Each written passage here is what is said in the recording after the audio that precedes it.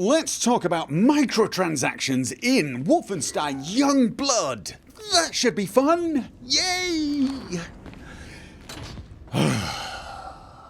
So for those of you that don't know, I made a first impressions video recently about this game after I'd played about 5 or 6 hours of it prior to the release. And I actually really enjoyed the game. I had a ton of fun, much to the disgust of many people who felt I was letting the side down by having fun. Some going so far as to say, obviously, you're a paid shill because you had fun.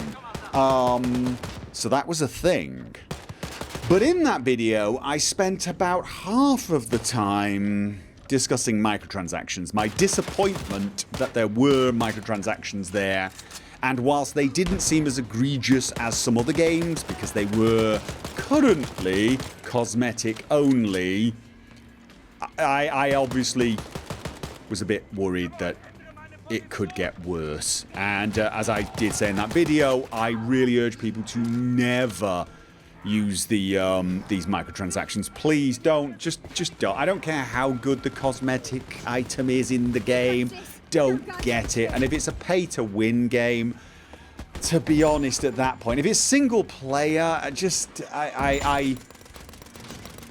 I think we can all agree at this point, pay-to-win is just not acceptable in this sort of game. It's really, it sets a bad precedent. And if there are people out there who don't believe that, I may actually make a video where I discuss why microtransactions are just inherently bad, even if you think they don't affect you, if you don't buy them, if you don't spend any money on them, they still affect you negatively. I'm going to make a video about that because I think this is just something that we need to get out there. I know it's out there. Everyone hates microtransactions. But I want to make the argument that even the people who think they're okay because they think they're immune to it and that it only hurts the people who buy them, the whales, I disagree. I think it ruins games.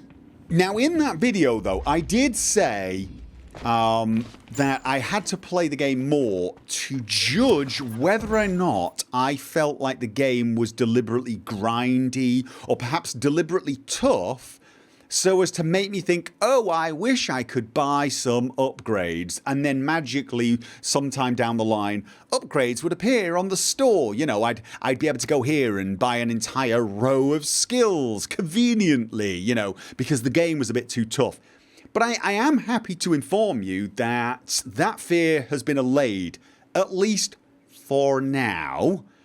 I don't know how far we are into the game, but we've been progressing along again, still having fun, and our characters have been upgraded at what feels like a perfectly reasonable rate. I'm taking a certain route, Quariko, the girl I'm playing with, is taking another route, and we've got a very good balance, and we're not even finished yet. So for all I know, we might end up actually having all of the powers anyway, and I feel like the upgrades for the character are appropriate for the way the game's ramped up the difficulty. We're playing on the toughest difficulty, and we're not even playing that seriously. We're kind of goofing off and messing around quite a lot. And I still feel like our characters are on top of the difficulty wave and then some. On the weapon side, now the weapons you upgrade with silver, which is the in-game currency, as opposed to gold, which is the premium. Can we just call this game money and real money? Just for simplicity. You use game money to upgrade the weapons, and I can tell you, you get tons of this stuff. Tons of it. I've upgraded my pistol several times. I've got multiple options, actually, probably that I won't use. I've been experimenting.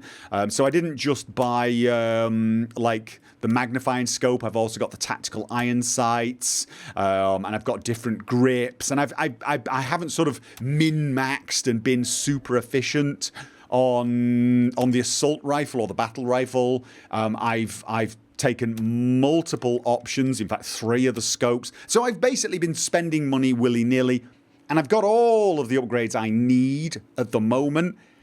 And I'm actually at the point where I'm even thinking about buying skins, because you can buy skins with the in-game money. You don't need real money for the cosmetics. All of the cosmetics can be bought with in-game money. So honestly, at the moment, apart from some ridiculously expensive ones, well, mostly it's the character skins. And honestly, I don't see the point of changing the character skins that much.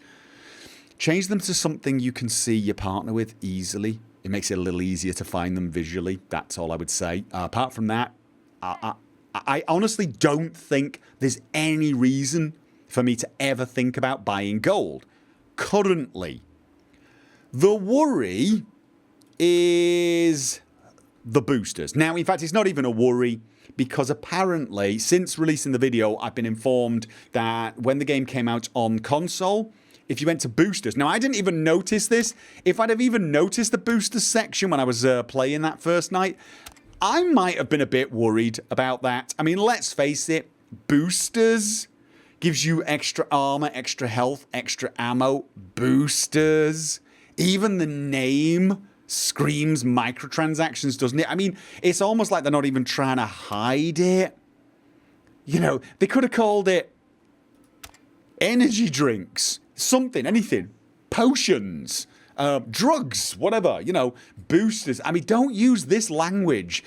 I don't want to give companies advice on how to hide their microtransaction silliness, but don't use words like boosters. Just don't, because this screams microtransactions. It's like, you know, it's one of the buzzwords. It's like, you know when someone says something to you and you say something along the lines of, that's fighting talk, that is.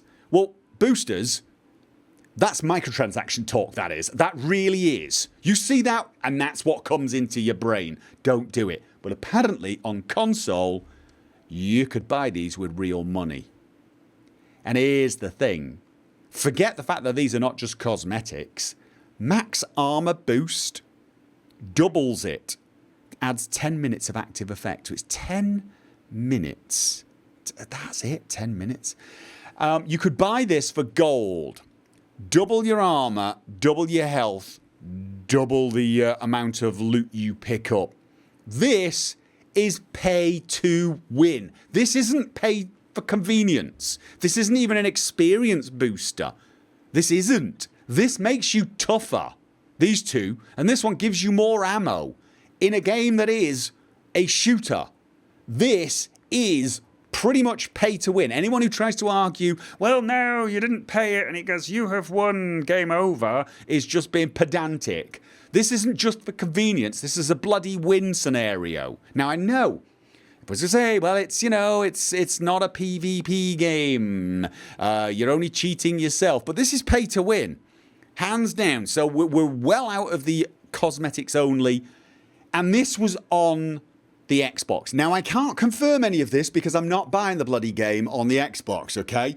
I can't confirm it myself, but I've been told it's been removed. And Bethesda is saying there were differences across the different platforms that have been patched out. Which to me just suggests that it was probably going to be this way on PC as well, but they got the patch out for that before they got the patch out for the other things. So this they planned on this to be pay to win from the start.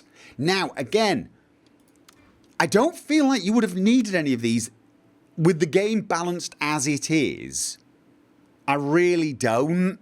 And in fact, I've got to say, even though I've now got cash to spare, I really don't think I'll be wasting my cash on these things because I don't feel like I need it. Maybe if there was a particularly tough boss fight coming, maybe, and I had tons of cash spare, but I just don't even feel like I need to. And honestly, I don't even want to make the game that much easier. So, you know, would it have ruined the game for me had they been available? No, but it's pay to win, and pay to win, just no, not in this sort of a game, not in a single player game. I know this is not a single player game. It's two people playing together. It's not a live service, right? Can we just call it a single player game? Let's play it a single player game. It's a single player game, right? It does not. This is not the sort of game that requires recurring monetization.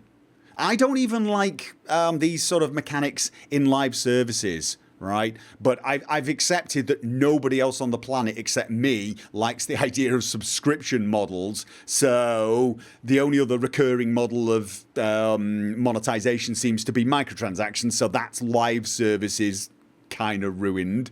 But you don't need recurring monetization on a single player game, in my opinion. I'm sorry, you just don't. There is actually no reason you need... you don't need to do anything to this game to support it. You sell it, it's out there. If you want to make expansion pack-sized content, which is essentially almost like a new game or half a new game sort of thing, you know, the expansion pack-sized stuff, fine, do that. Do that. We would judge the game on its own merits, and then when we got bored of it, maybe the expansion pack will come out and we'll play that as well. You know, if that's the way you should earn your money. If you're making this sort of a game, make games and make maybe expansion packs. I think most people agree expansion packs is an okay way to further monetize your game. It's not a microtransaction, it's a transaction. There seems to be a difference between the transaction and the microtransaction that changes the dynamic of what effect it has on the game. I may discuss this in another video. Just... The problem now, and this is a huge problem, should people buy this? Because it does look like Bethesda figured out in advance, you know what?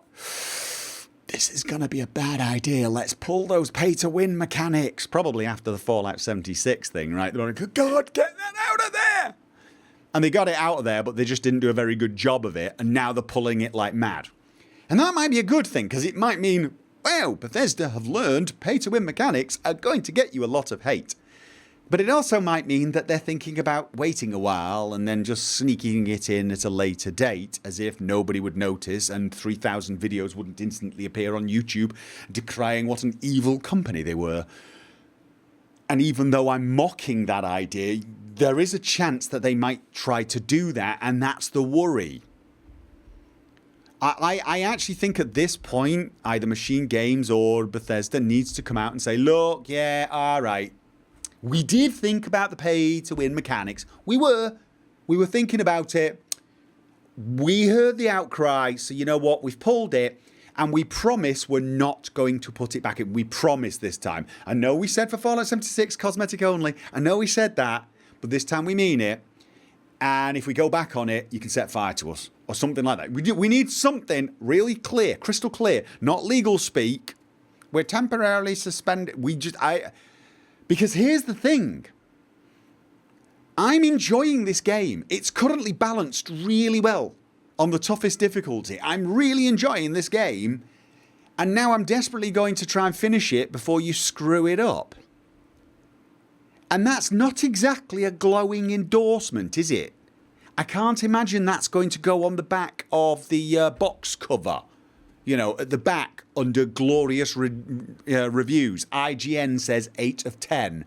Gopher says, great game, play it before they screw it up. Not really. Oh, actually, no, I don't know. Maybe it would drive people to buy it quickly. Who knows? That is not the sort of mentality I want to approach a game with. Because there was a side of me thinking, you know what, I'm going to disable updates. But this is a game that connects to Bethesda Net. Because that's what you have to invite all your friends over. Which means I'm probably not going to be able to disable updates, am I? Which is, you know, that's a bit sneaky too, really, isn't it? I can't stop them from screwing this game up that I bought. At any point, unless they come out and crystal clear just say it, we're not going to do that. And I'm not saying I would believe them necessarily, but if they did come out and say it and then went back on the word, at least we could all like scream in righteous fury. Whereas if they don't say anything and we continue to play the game and then they change it halfway through, we can scream, but everyone will go, well, you should have known it was going to happen. And they'd sort of almost be right to say that, which means, honestly, if you're thinking of buying this game, you're going to have to accept that whilst the game is good now, there is a chance that it gets crapified before you finish it. Which is great, isn't it, really?